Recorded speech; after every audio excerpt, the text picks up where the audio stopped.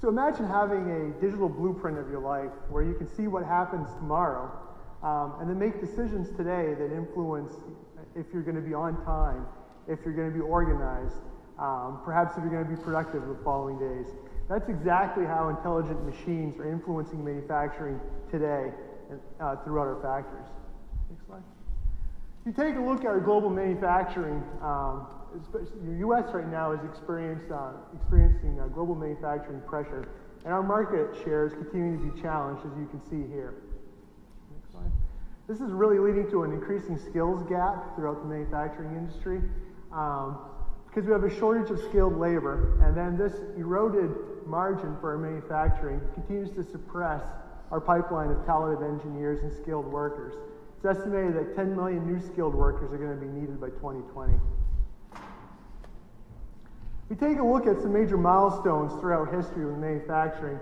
First, in the 1900s, we saw the Industrial Revolution, where you had to transition from hand labor to machines. This increased the overall output and also offered much better repeatability for assemblies. In 1930, Henry Ford introduced the assembly line. This was cutting edge because you had a moving assembly line that was bringing the work to the laborer. Therefore, you had a lot less queue time, and you're able to move the parts through the operation. In 1980, Toyota introduced the lean production system. This allowed you to have flexible mass production where you're constantly going after waste streams that would slow you down. And then currently and moving forward, GE's brilliant factory is introducing intelligent machines that really enable a factory to never stop. You're always producing parts. So what is a brilliant factory? At its core, a brilliant factory has a digital backbone for a self-improving factory ecosystem. Effectively, you're collecting all kinds of data and information, and you're feeding it to machines so it can be more intelligent. It's creating a digital thread, if you will, or a digital twin of the parts that you're manufacturing. And that allows you to see the future, to see problems that are happening, see problems that are coming up, and to enable the machines in the factory to respond to those within minutes instead of months. And from that, you never stop production. At the heart of this, that really makes this work, is intelligent machines. So what makes a machine intelligent? First, machines that speak to us. So by connecting machines and listening to them, we're able to recognize problems with the machine. For example, if a machine needs maintenance or it needs to be updated, and we can take care of those quickly instead of having to wait for a machine to fail. Benefits of that are higher availability. Machines also add sensors to them so that they can learn. Make it so that the learning, make it so that they have sensors and learning algorithms so they can automatically make adjustments to the part as they're processing it, react to distortion, react to temperature and vibrations during the manufacturing process. And that benefits you by improved quality of the part and reduced scrap. And finally, make machines that are adaptive. So add vision and tactile sensors to machines so that they can find parts and process them on their own. So there's a lot less cycle, a lot less queue time on those machines. And your benefits, obviously, are rapid part selection and setup. So what's my contribution to this? So my contribution is giving machines the power to speak. So devising strategies that connect machines and gives them an electronic voice so they can communicate with us and automatically tell us when something's going wrong or if something needs attention. To listen to the machines and get insights from them so you have unattended knowledge discovery of something that may be happening within your process, something may be happening within your factory. And then partnering with machines, literally partnering with machines to get optimized.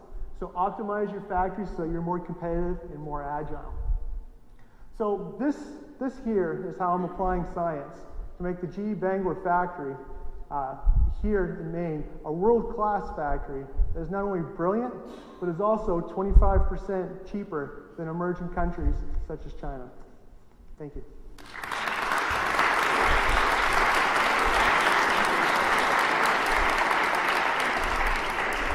Thanks, Kraig. That was fantastic. Any questions? I've got plenty. So I'm gonna start off.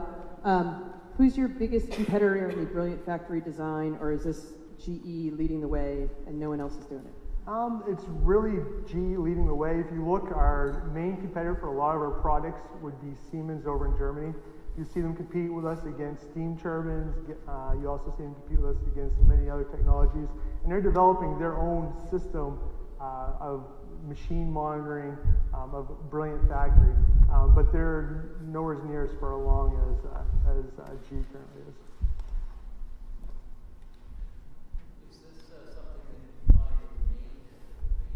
Yes, yes. So all of our machines in the factory are connected. We can log in from our cell phone. We can see what's happening. We have a rule-based system so that we have certain events that are detected from sensors on the machine, for example, vibrations, loads, etc. And they'll alert us to if they need maintenance, if something's going wrong, and they'll even compare themselves to historical baselines to let us know that maybe something's happening, like a bearing's going bad, a motor, etc. Yes. So entrepreneurial terms like lean and agile usually indicate that there's going to be a smaller workforce. Yep. I'm curious about GE's commitment to keep people and their skills at pace with your products. That's a great question. So if you look at Bangor, for example, we're seeing year-over-year growth of better than 5%. We've gradually increased our workforce and then farmed more work insourced it from other countries such as China, such as Italy, etc., Mexico. So we're bringing more work in, we're gradually growing our workforce, we're more productive, we're producing more parts. So it's people working with the machines, not machines replacing people.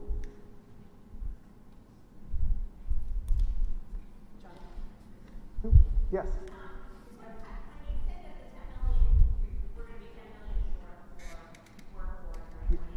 Yes. Yep.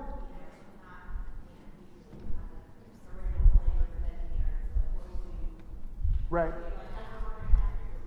Right. So her question was, 10 million people. What skills are you short? Well, that's engineering. All engineering disciplines, whether it be manufacturing, electrical, aerospace, spatial, all the different engineering disciplines, but also trades such as NC machining, CAD programmers, machinists, skilled machinists, laborers, etc. Those are all the skills that we're losing, and a lot of those programs are apprenticeship type programs as well from like local trade schools.